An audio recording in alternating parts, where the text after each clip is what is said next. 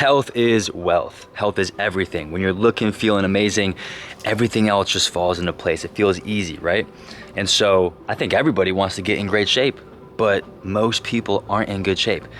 And that is because most people overcomplicate 3 things that if you and I stay consistent and we focus on consistently, makes the biggest difference. So in this video, I'm giving you 3 actions, 3 focuses, 3 habits to simplify and to optimize to get into the best shape of your life in 2026. Throughout the video, I'm gonna share tips that I personally use and am experimenting with to optimize these 3 things. And stick around to the end, I'll drop you a bonus tip, and that makes all the difference.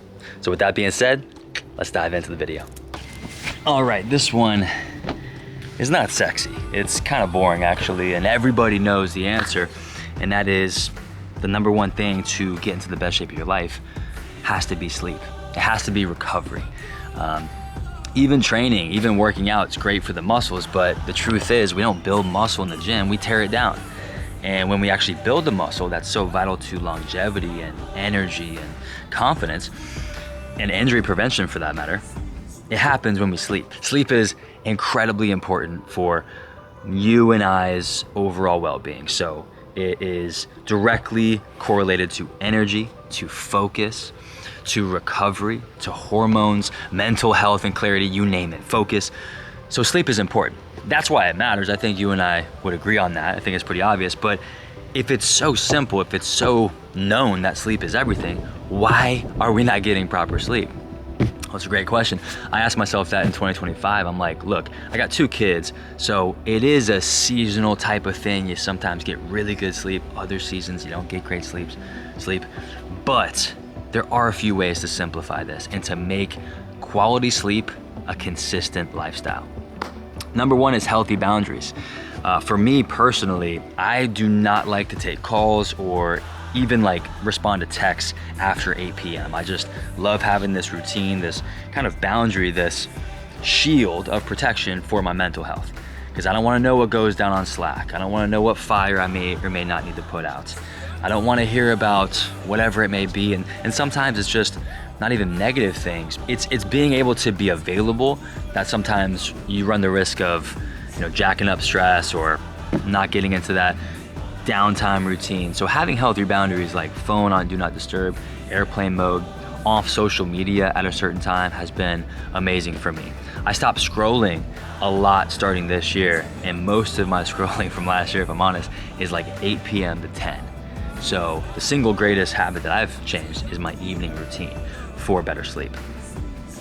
Another thing that I focus on is blue light blockers, right? Circadian rhythm, sunshine on the face, you've heard that before, I'm sure. Movement, consistent sleep patterns, which is also a tip. Circadian rhythm is so important, and blue light jack that up completely. So one of the best things that you and I can do is put some blue light blockers on, or just say no screens. Throw on some candles like you just flick it on, put some candles on, light some candles, there we go, and read a book, stretch, yoga, meditate, pray, read a book, whatever. That's twice, goodness gracious, I need more sleep right now. But whatever it takes to kind of wind down, slow down, that is key. So limit the blue lights. And then I already said it, but consistent schedule. The more consistent you can stay in terms of like getting ready for bed, head hitting the pillow, waking up same time, that's phenomenal for that rhythm. That rhythm improves as you stay consistent with the times. And then finally is just a ritual. A physical ritual like stretching, journaling is incredibly powerful. Also just tea. When I pour hot water over my tea and it's chamomile or whatever it may be, and I'm sipping on that, combining that with journaling or reading, I feel unstoppable because I'm connected, I'm slowing things down, and I'm actually like reflecting on the day or learning something new. So those are great tips that I'm using to optimize sleep. Tip number 2, action number 2 is training. And more specifically, I would say strength training. What makes that different than training, it's the same difference that exercise and training has. One is movement, which is great. It's medicine, it's beautiful, it creates energy, it unlocks energy, I should say. But strength training specifically is targeted at the muscle growth, hypertrophy. So I'm a big believer that it's important to build muscle because of what the research says. The science says it's critical for longevity. It's critical for energy.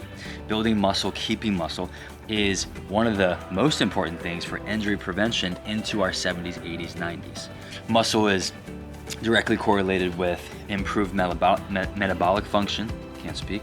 So you're gonna be burning fats while you rest at a more efficient rate than your average Joe or your average Janet.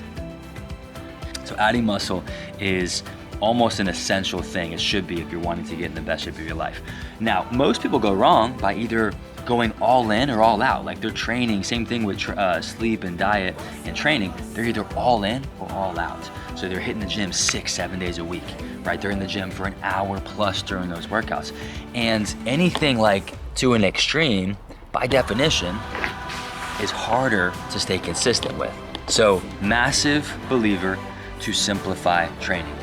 I train 3 to 4 times a week in the gym, 45 minutes, mostly dumbbells. I incorporate some barbells, and I also do calisthenics, so body weights, pull-ups, push-ups, walking lunges, you name it, right? If you want a plan to stay consistent, there's no better plan than Team Vitality. So this is my team. You get workouts every single day, well, 6 days a week. So you can do 3, you can do 1, you can do 6, but there is a program that you can follow every single day. Every single week, you don't have to think about it. You just show up, you hit the workout. I guide you through it. Nutrition, mindset, and fitness, plus a team component, a community component, which is invaluable. So in addition to strength training, I would recommend moving throughout the day.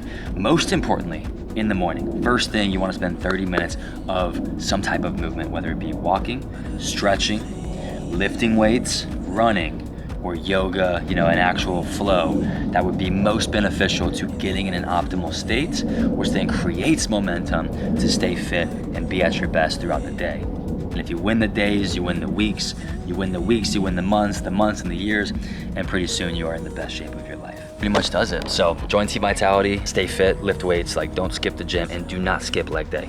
That's the highest testosterone you're gonna produce. You're gonna build the most muscle, and you're gonna feel the most functional and strong and sturdy in your body when you hit legs, at least once, sometimes twice a week. And finally, number 3 is quality and consistent nutrition, because food is fuel. We become what we consume, and food plays a massive role in how we feel. Obviously, body recomposition, whether we have more muscle, less fat, and those sorts of things. Now, nutrition is probably the most abused habit or action we're talking about today, because people very much so get into this yo-yo diet, this lifestyle where they're super on point, they're locked in, no cheat meals, no sugar, no processed anything, right? They're not eating anything that's not from a garden or the farmer's market. Now, the problem with that is if you can sustain that for years, then there's no problem with it, right? But if we can't sustain it for the long term, I think a lot of people find themselves on the yo-yo diet, the roller coaster diet. And so instead of the yo-yo diet being all in and all out, the goal is an 80-20 approach. The goal is to consistently focus 80% of the time on eating real single ingredient foods that give you energy. So that's the first thing. As I crush Pro Mix bar, maple flavor, maple syrup, absolutely breathtaking. So that's the overall approach, 80-20. Now, having consistent, repeatable meals is also a secret hack. When you don't have to worry about what's my breakfast looking like today, what's my lunch looking like today, it has to be different than yesterday, you end up actually with better results because you're more consistent. Like my breakfast, I'll be honest, 3 to 4 eggs every single day, slice of American cheese. I usually have a banana with some peanut butter, honey, cinnamon. I usually have Greek yogurt with some protein scoop mixed in there from Pro Mix. That's pretty much most of my breakfast, or that's mostly my breakfast every single day, with some variants in there. And then lunch, similar thing. I'm always choosing protein first, which is the next tip, but I'm always choosing protein first and maybe having a sandwich or maybe having leftovers from steak the night before. Maybe it's sushi, maybe it's chicken. But for the most part, it's one of those things. It's not crazy different throughout the week. So that just helps me because it's repeatable, it's consistent. And so dinner is really the only outlier. And when it comes to dinner, it's the third tip, is protein is the first focus. So I don't really eat lots of pastas and lots of carbs for that matter. I really just focus on what's the protein on this plate. Is it beef? Is it chickpea pasta sometimes? Is it the fish? Is it turkey? Is it the meat? What's the protein? And just focusing on that and listening to my body and knowing like, hey, I don't have to eat the whole plate to enjoy this meal and eat dinner. Like smaller dinners are great and they work for me. So protein first, smaller dinners, eating till I'm full. And last thing I'll say is this: slowing down the way you chew, slowing down your actual chewing is a phenomenal way to get into a deficit, a caloric deficit, which is, if we're trying to lose weight, the only thing that matters. You could eat McDonald's every single day and still be in a caloric deficit. But slowing down your eating habits, chewing slower, grinding the food down till it's more of a paste and not so concrete, which is a bit weird to describe it like that, is a great way to eat less, but to eat smart and not overdo it. So yeah, that's nutrition for me. Protein awareness, 80-20 flexibility, similar meals, and stay in the course. Like, I don't talk about cheat meals. There's no such thing as a cheat meal. I give myself that 20% every single day, every single week, to have ice cream, to have Oreos, to have sweets, to have things that aren't protein focused forward, and they're not technically like single ingredient real foods, but it's all good. Like 20% of the time, that's flexible, that's adaptable, and it's doable. So, and the last thing I'll say is this, that you and I as human beings are a lot more than our bodies, right?